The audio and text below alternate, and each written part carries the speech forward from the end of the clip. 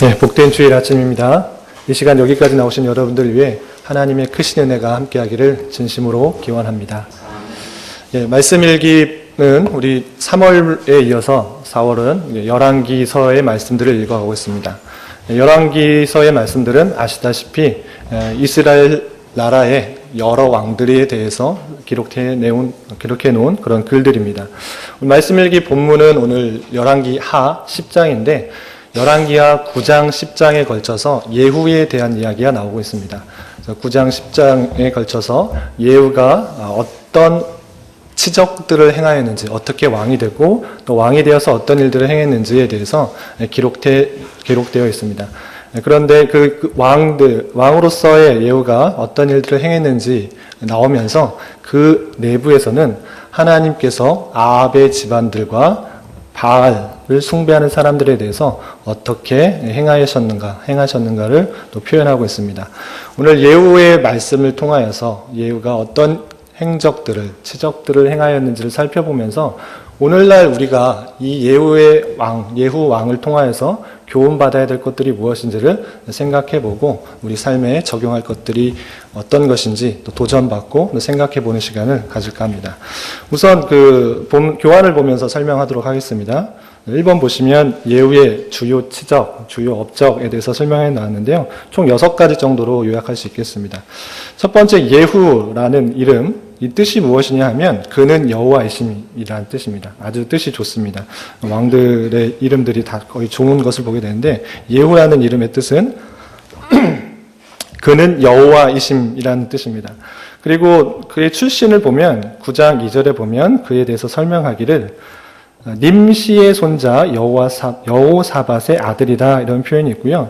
또 9장 5절에 보면 그는 어떤 일을 하였던 사람인가 살펴보면 요람 왕, 당시 이스라엘을 다스리고 있었던 요람 왕의 군대 장관이었던 것을 알 수 있습니다. 9장 5절을 쭉 읽어보면 여러 왕들, 군대 장관들이 있는데요.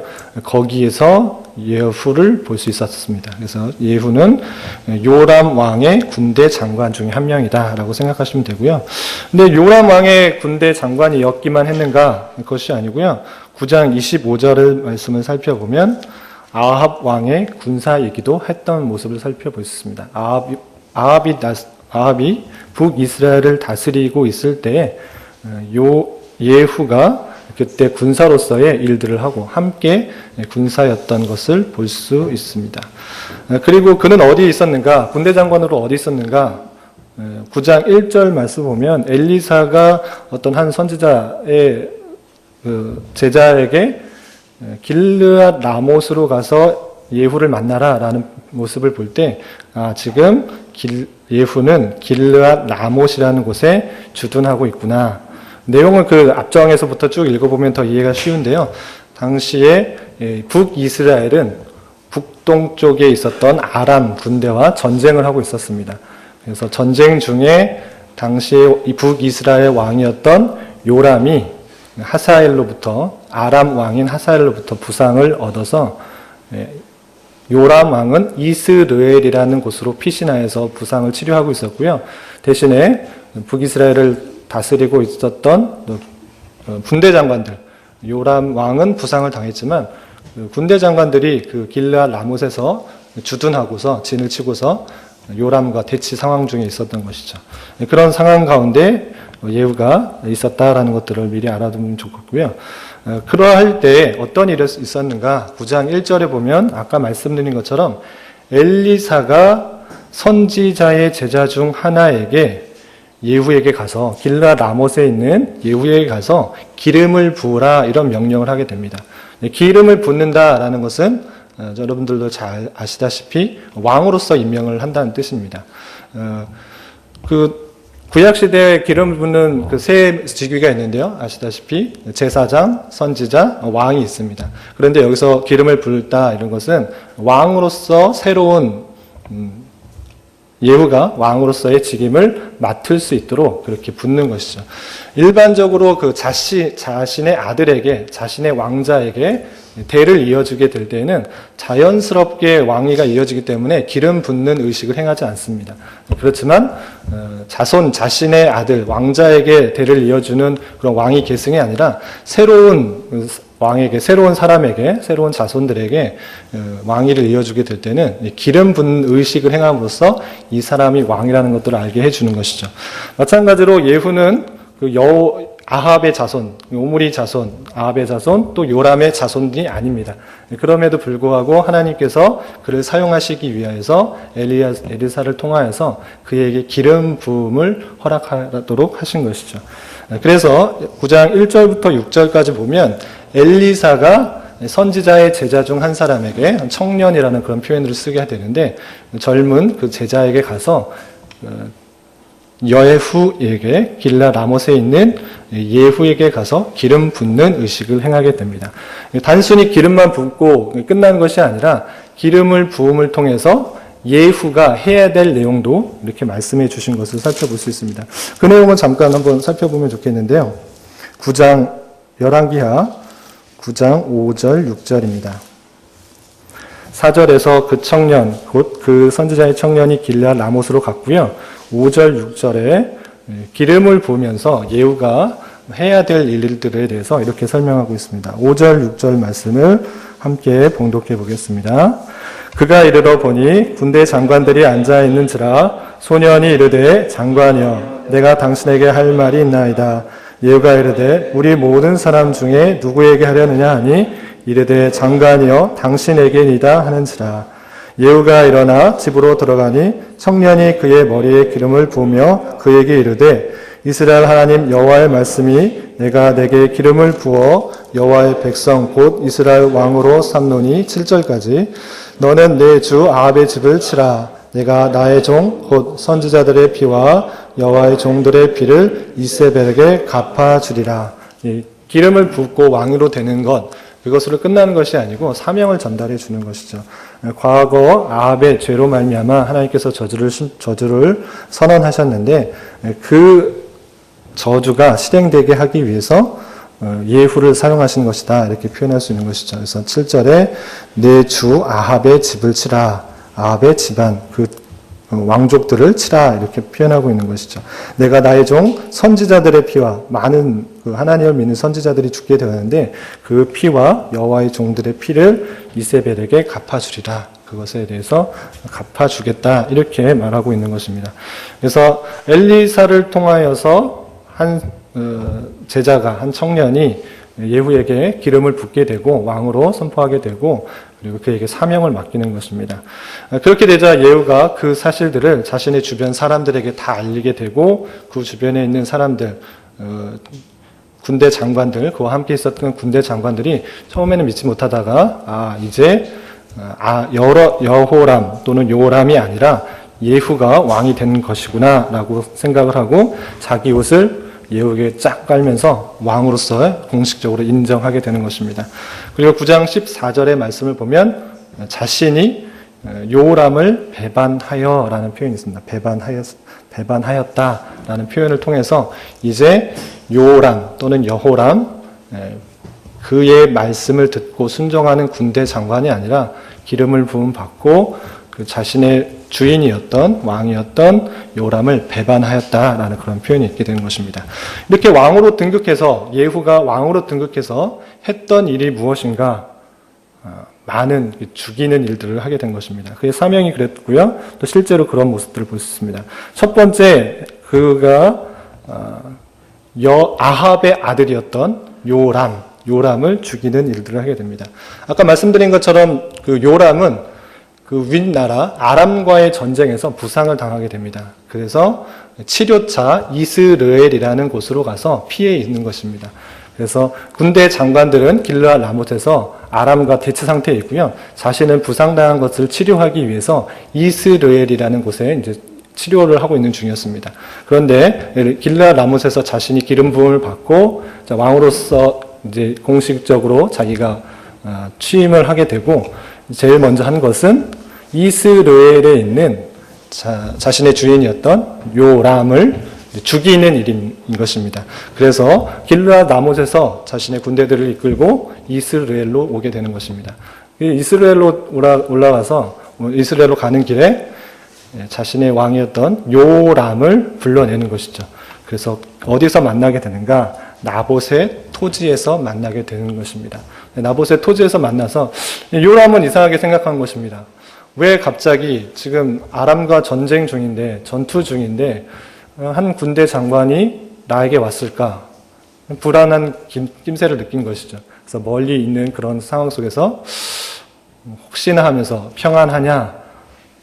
요람이 예후에게 묻는 것이죠. 평안하냐? 이렇게 물었을 때 예후는 이렇게 대답을 하게 됩니다. 9장 22절인데 내 어머니 이세벨의 음행과 술수가 이렇게 많으니 어찌 평안이 있으랴 하면서 그 요람의 질문에 답변을 하게 되는 것이죠. 그 이야기를 듣고 요람은 직감하게 된 것이죠. 아, 나의 평안을 묻고 나를 도와주기 위해서 온 것이 아니라 군대를 이끌고 나를 죽이러 온 것이라 직감을 하고 요람은 도망을 하게 되는 것입니다.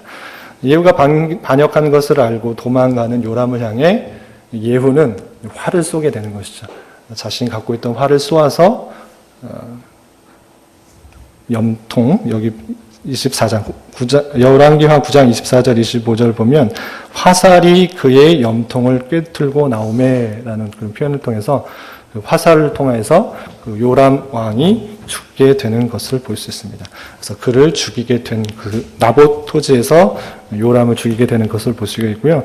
요람만 죽였는가? 그것이 아니고 요람의 어머니이자 아합의 부인이었던 이세벨. 아합은 그 전에 이미 전쟁 중에 죽었고요. 이세벨은 살아 있었는데 그 이세벨도 죽이는 것을 보게 됩니다. 예후가 다시 이스라엘로 가서 이스라엘 그 성에 가서 이세벨과 대면하게 되는 것입니다. 그런데 이세벨을 보좌하고 있는 두어 내시들을 통하여서 누가 내 편에 서겠느냐? 이스라엘로 갔어요.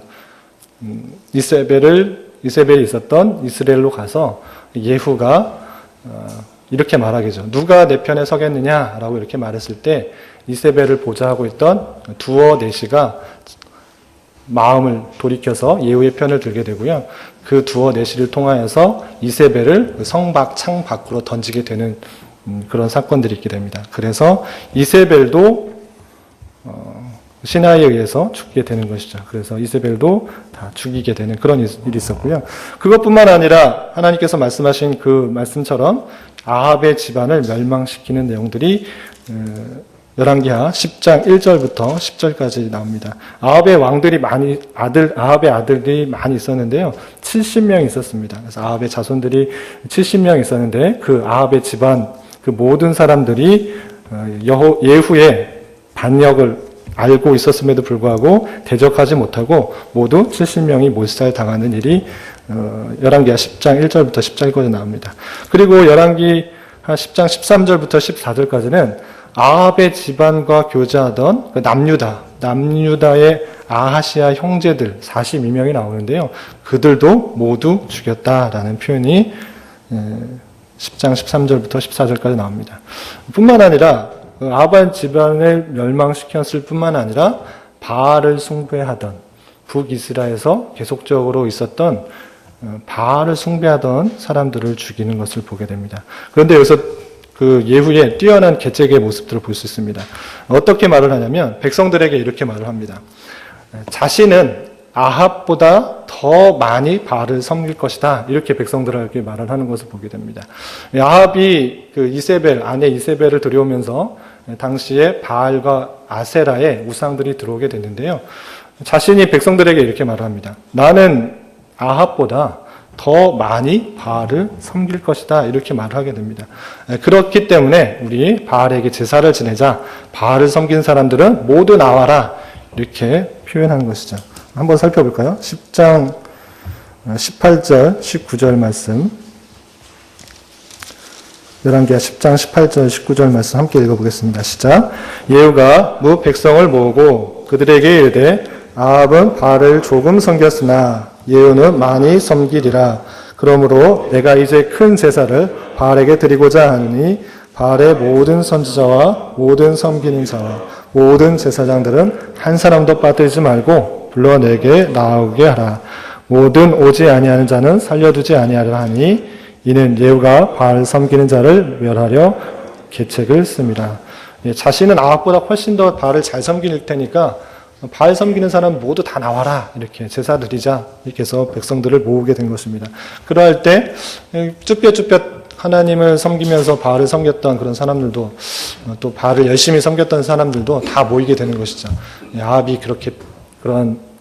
아합이 섬겼던 것보다 바알을 섬겼던 것보다 훨씬 더 잘 섬길 테니까 나오라라는 그런 말에 바알을 섬겼던 모든 사람들이 오게 되었고요. 그때 그 모든 사람들을 죽였을 뿐만 아니라 바알의 신당들, 바알을 섬겼던 신당들도 다 헐었다라는 내용이 10장 25절부터 28절까지 나옵니다. 그런 주요 내용들이 있고요. 마지막으로 우리가 함께 읽었던 그런 말씀이었던 열왕기하 10장 34절부터 36절까지는요. 사마리아에서 예후가 사마리아에서 28년을 다스렸고 장사되었다라는 내용으로 예후의 일생들, 예후의 주요 치적들을 마무리하고 있습니다.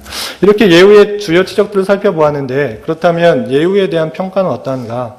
무엇은 또 긍정적이고 무엇은 또 부정적인가 살펴볼 필요가 있다고 생각합니다. 먼저 긍정적인 면은 세 가지 정도로 살펴볼 수 있는데요. 첫 번째는 이스라엘 중에서 바알을 또는 바알 섬기는 자를 멸하였다. 이것은 아주 중요한 일이라고 생각합니다. 북이스라엘의 이세벨로 인하여서 하나님을 섬기는 그런 민족에서 우상을 섬기는 민족으로 변하게 되는 그런 일이 있었는데 예후를 통하여서 바알을 섬기는 모든 사람들 또 신당까지 다 헐었다. 이런 것은 아주 긍정적이고 바른 일이다라고 할 수 있습니다. 또한 하나님에 대해 하나님께서 예후를 평가했을 때 이렇게 표현한 모습들이 있는데요. 여호와 보시기에 정직한 일을 행하되 잘 행하였다라는 표현이 있습니다. 10장 30절에 보면 여호와께서 예후에게 이르시되 내가 나 보기에 정직한 일을 행하되 잘 행하였다 이런 표현이 있는 것이죠. 그래서 잘 행하였기 때문에 하나님께서 말씀하신 대로 그 아합의 집안을 멸망시키는 일들을 잘 행함으로 말미암아 칭찬을 얻게 되었고 그리고 그것으로 인하여서 어떤 보장까지 하는가 30절 하반절에 아합의 집에 있는 일을 다 행하였은즉 내 자손이 이스라엘 왕위를 이어 4대를 지내리라 하시니라. 그 일들을 잘 했고 그렇기 때문에 이스라엘의 4대를 지내는 그런 일들을 행하였다. 잘 행하였기 때문에 이런 이 은혜는 기회를 주시는 것입니다. 그리고 또 한 가지 표현이 있는데요. 10장 16절. 10장 16절에 이런 표현이 있습니다. 예후가 앞에서는 살펴보지 않았지만 레갑 족속과 함께 자신이 그 바알 선지자들을 죽이는 일들을 함께 요청하는 일에 있어서 자신에 대해서 이렇게 표현하는 것입니다. 10장 16절 제가 읽어보겠습니다. 이르되 나와 함께 가서 여호와를 위한 나의 열심을 보라 하고 이에 자기 병거를 태우고 예후가 그 사람들을 많이 죽이고 또 아합 집안들을 다 멸망시키고 또 오는 길에 바알 선지자들을 죽이기 위해서 가는 길에 레갑 족속의 한 사람을 여호나답을 만나게 되는데 그를 초청할 때 이렇게 자신을 표현한 것입니다. 나와 함께 가서 여호와를 위한 나의 열심을 보라. 내가 얼마나 여호와를 위해 열심인지 함께 보라. 그러니까 이 일에 함께 참여하자 이렇게 표현하는 것입니다. 여호와를 위한 열심에 대한 자부심을 갖고 있었던 그런 모습들을 보실 수 있게 됩니다. 그 일에 대해서 그 자체, 그 내용, 그 결과는 좀 이따 살펴보겠지만 여호와를 위한 열심에 대한 자부심을 갖고 행하고 있다라는 것은 좀 긍정적인 면이라 생각해 볼 수 있습니다. 그렇지만 예후에 대해서 부정적인 면도 살펴볼 수 있습니다. 어떤 부정적인 면이 있었는가? 열왕기하 10장 29절 이렇게 표현하고 있습니다. 10장 29절 말씀 함께 읽어보겠습니다. 이스라엘에게 범죄하게 한 느밧의 아들 여로보암의 죄 곧 베델과 단에 있는 금송아지를 섬기는 죄에서는 떠나지 아니하였더라.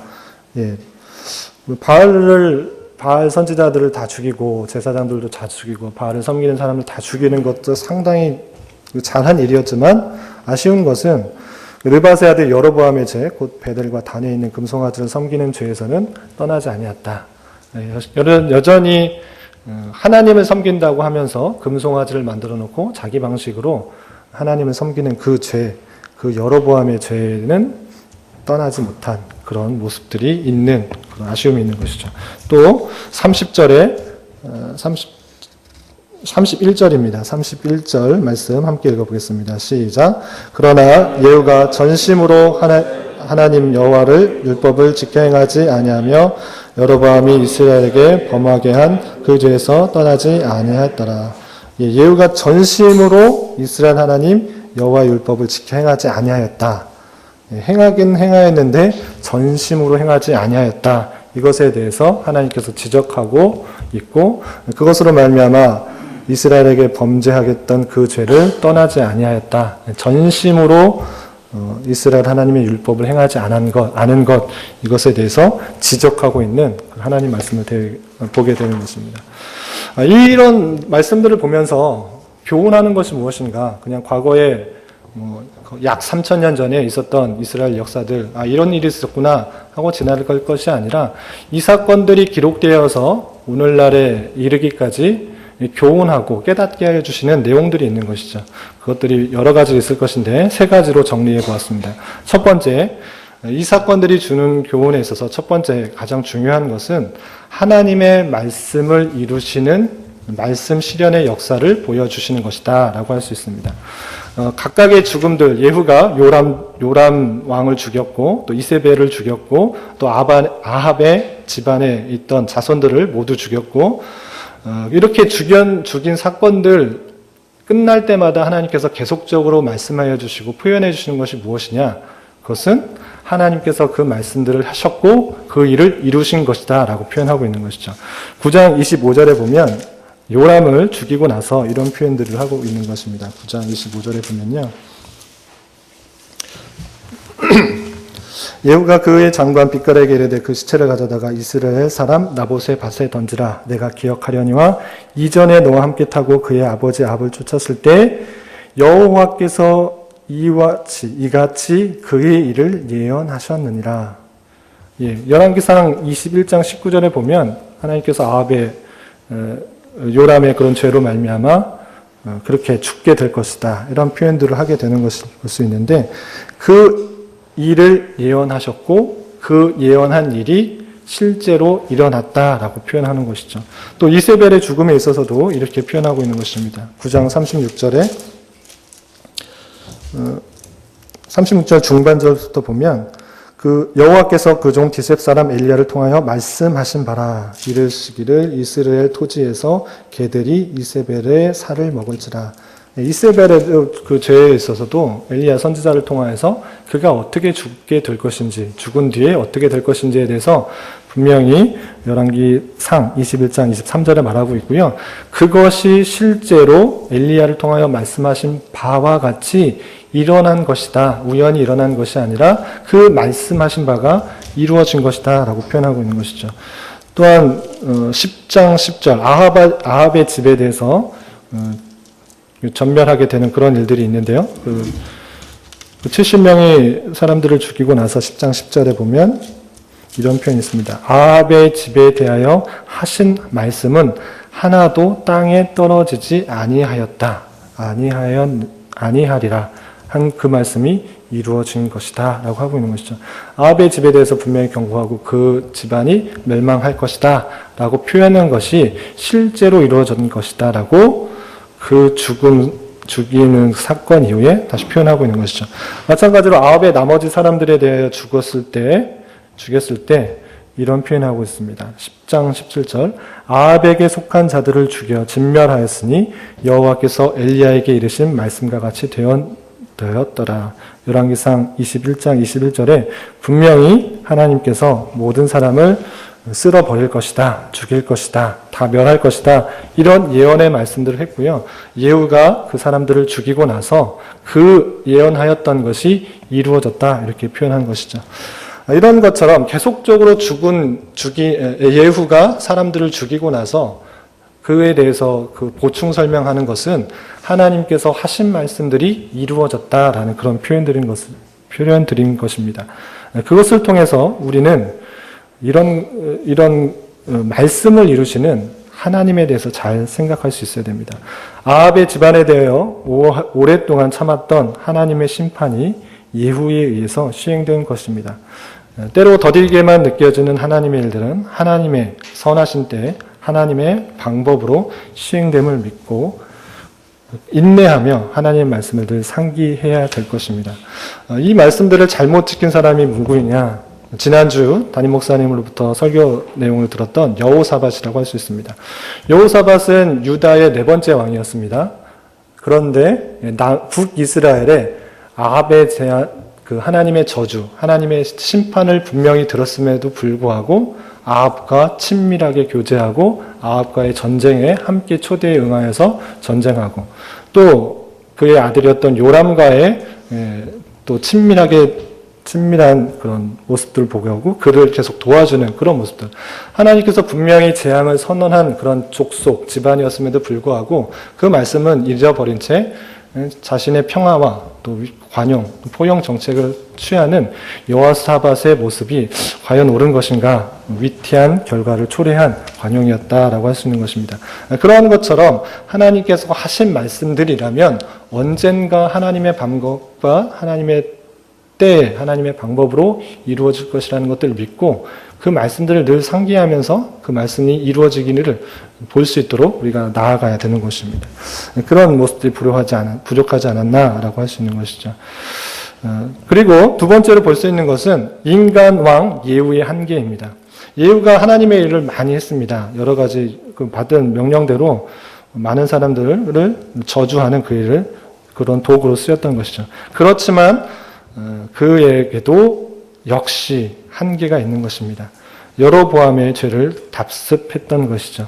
백성들이 절기 때마다 예루살렘 성전으로 올라가게 되면 그 마음을 남유다에 빼앗길 것을 염려하여 여로보암, 북이스라엘의 초대왕이었던 여로보암은 베델과 단에 금송아지를 만들고 하나님이라고 말하면서 새로운 절기를 지켜왔습니다. 그러한 죄를, 여로보암의 죄를 예후도 버리지 못하고 끝까지 그 죄를 범하였다, 그 길을 갔다 이렇게 표현한 것입니다. 그런 한계가 있는 그런 모습이 있는 것입니다. 그리고 아까 말씀드린 것처럼 10장 30절에 말하고 있는 것처럼 전심으로 여호와 하나님의 율법을 지켜 행하지 아니하였다. 여러 가지 일들을 했지만 그 마음 중심에 있어서 온전히 여호와 율법을 지켜 행하지 못한 그런 모습을 볼 수 있는 것이죠. 한계죠. 인간이 온전히 다 율법을 다 지켜 행할 수 없는 그런 연약한 모습들을 예후 왕을 통하여서도 볼 수 있는 것입니다. 그리고 세 번째 그 한계가 무엇이냐면 하나님께서 여러 가지 일들을 잘 행하였기 때문에 아까 말씀드린 것처럼 이스라엘 왕위를 4대까지 이을 수 있도록 기회를 주셨습니다. 자신이 받은 그 기회를 잘 선용하였으면 좋겠지만 그 4대 왕, 자신을 포함한 자신의 자손들, 예후, 여호아스, 요아스, 여로보암 이 4명의 그 4대의 왕들이 하나님 보시기에 다 악을 행하였다라는 평가들을 계속 이어지는 열왕기의 말씀들을 알 수 있습니다. 은혜로 받은 기회를 선용하지 못하는 그런 예후의 한계를 볼 수 있는 것이죠. 이런 왕들을 보면서 예후뿐만 아니라 열 왕들의 모습들을 보면서 인간 왕으로서는 한계가 있을 수밖에 없구나라는 것들을 이스라엘 백성들뿐만 아니라 오늘날 우리에게도 생각할 수 있어야 되는 것이죠. 인간은 완벽한 사람이 있을 수 없는 것이죠. 한계가 있고 제한이 있고 죄성들이 있기 때문에 온전히 말씀을 순종하지 못하는 그런 연약함들이 있는 것입니다. 왕이 왜 세워졌는가? 이스라엘 백성들이 단순히 주변의 나라들처럼 강력한 통치를 원하여서 왕을 요구했지만 그 실상은 하나님을 왕으로 모시는 것을 버리려는 시도에서부터 왕이 나왔던 것을 알 수 있습니다. 그래, 너희들이 한번 왕을 요구하느냐? 왕을 통해서 한번 느껴봐라. 얼마나 힘들고 어렵고 이것이 제한적인 것인지를 느껴보도록 하나님께서 허락하여 주시고 허용해 주신 것이죠. 그래서 하나님은 그러한 잘못된 요구에 응해주면서 인간 왕의 불완전을 보고 언약 백성을 다스린 참된 왕이요 구원자를 대망하도록 하신 것이죠.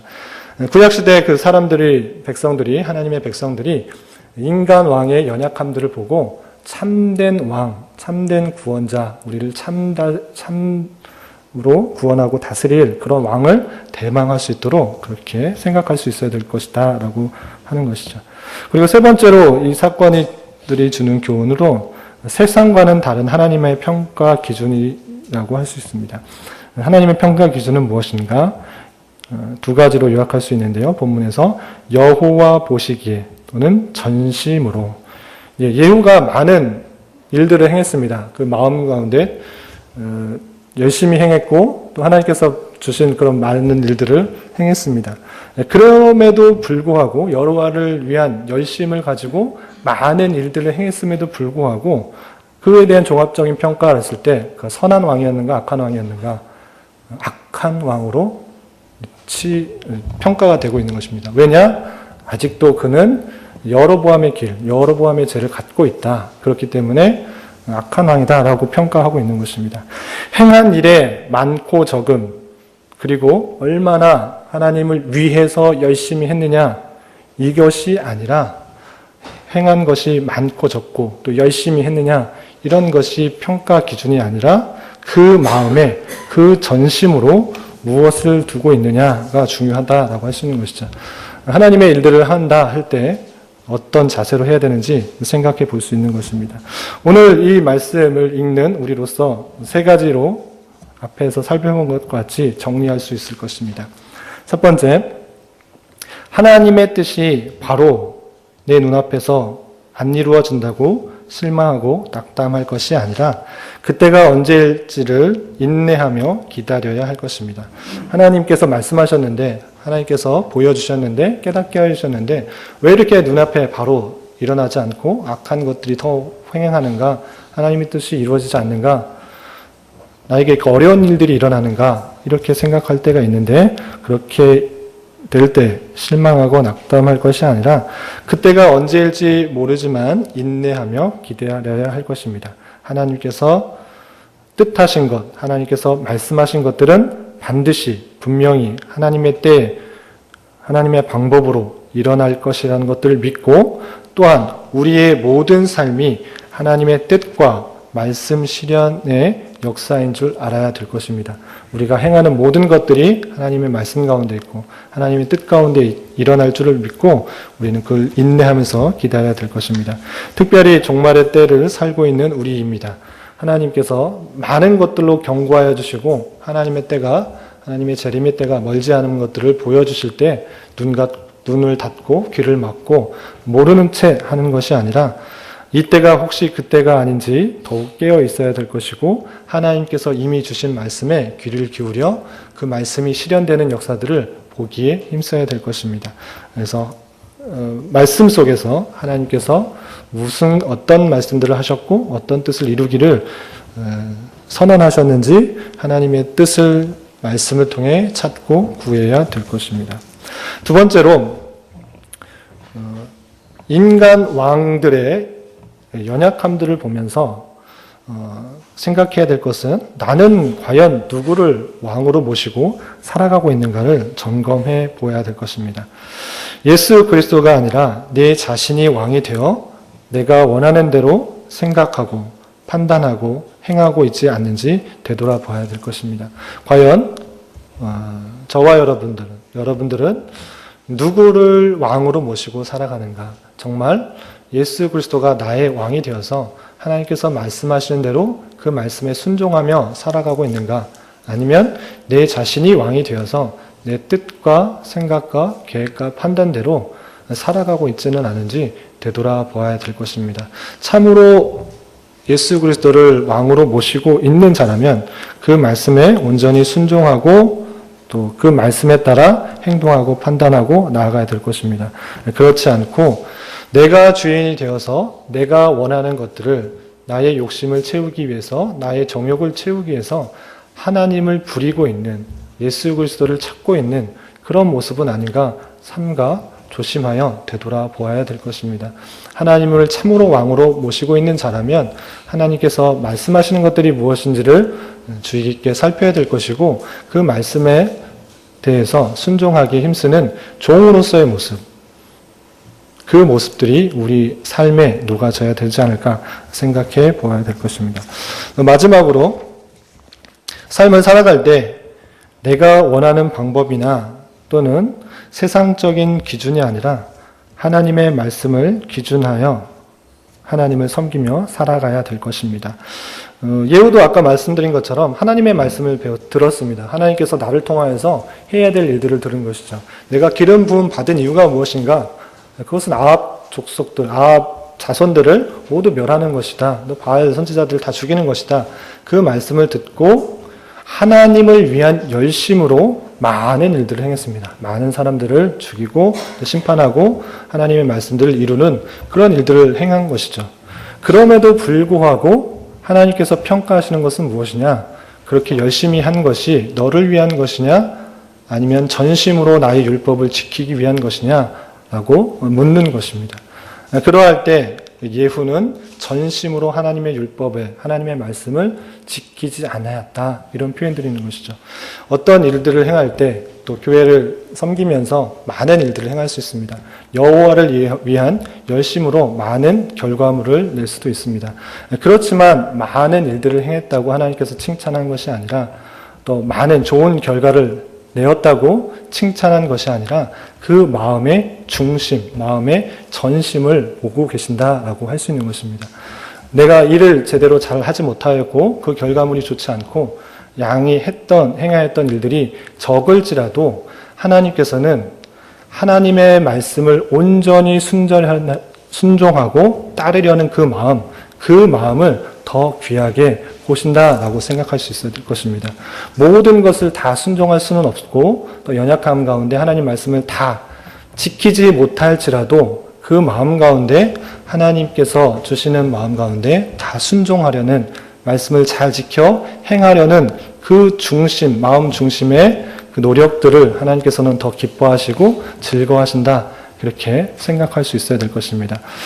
예후의 참 아쉬운 점은 많은 하나님의 일들을 열심으로 행했지만 그의 통치에 가장 기반이 될 수 있었던 백성들의 마음을 사로잡는 일, 백성들이 예루살렘 성전에서 제사를 드리고 자꾸 내려가게 되면 통치하는데 어려움이 있을까봐 다른 것들은 다 없앴지만 금송아지를 만들었던 제단을 없애지 못했던 그런 연약함들이 계속적으로 있는 것이죠. 그것이 아니라 하나님 말씀이 온전히 실현되기를 위한 그런 마음 중심의 일들을 가지고 크지는 않지만 내게 맡겨진 기회를 잘 감당한다면 하나님께서 더 좋은 평가를 할 수 있는 것이고, 또 우리 또한 그 마음 중심에 모든 말씀을 순종할 수는 없을지라도 순종하고 싶은 그런 마음들 가운데 하나님을 의지하며 하나님의 말씀들을 순종하려는 마음들을 계속적으로 간구하고 나아가는 자세가 하나님께서 원하시는 마음이다, 이렇게 생각할 수 있어야 될 것입니다. 말씀을 정리할까 합니다. 이스라엘의 열왕들의 모습들을 계속적으로 살펴보면서 그들의 잘못들, 그들의 죄들만을 보는 것이 아니라 허물 많고 연약한 우리의 모습들을 보게 됩니다. 그런 허물 많고 연약한 죄 많은 인생임에도 불구하고 하나님께서는 그러한 자들을 통하여 하나님의 택하신 백성들을 향하신 놀라운 뜻과 계획들을 신실하게 이끌어 가시는 모습도 살펴볼 수 있습니다. 이러한 하나님의 섭리의 역사를 믿는 신앙 가운데 우리는 더욱더 하나님의 뜻과 계획을 헤아려 주님의 선하심들을 날마다 경험하며 살아가야 하겠습니다. 특별히 하나님께서 어떠한 사람들을 선한 도구로 사용하는가, 디모데전서 20장 21절의 말씀처럼 정결한 그릇, 정결한 모습 가운데 준비되어 있는 그런 사람이 하나님께서 쓰실 만한 그릇이다라는 표현을 통해서 우리가 우리의 뜻과 생각과 세상에 있는 가치관을 가지고 살아가는 것이 아니라 하나님께서 말씀하시면 언제든지 순종하겠다 하는 깨끗하고 정결한 그런 모습 가운데 주님의 선한 도구로 쓰임받는 귀한 은혜가 있어야 될 것입니다. 이러한 은혜가 저와 여러분들 가운데 충만하시기를 주님의 이름으로 기원합니다. 기도하겠습니다. 하나님 아버지 감사합니다. 예후의 여러 치적들을 보면서 우리의 연약함을 다시 한번 깨닫게 됩니다. 받은 교훈의 말씀들을 각자 우리 모두의 삶에 잘 적용하게 하시고 부족하고 연약하지만 하나님의 선한 도구로 귀히 쓰임받는 은혜가 우리 모두에게 있게 하여 주시옵소서. 예수님의 이름으로 기도드리옵나이다. 아멘.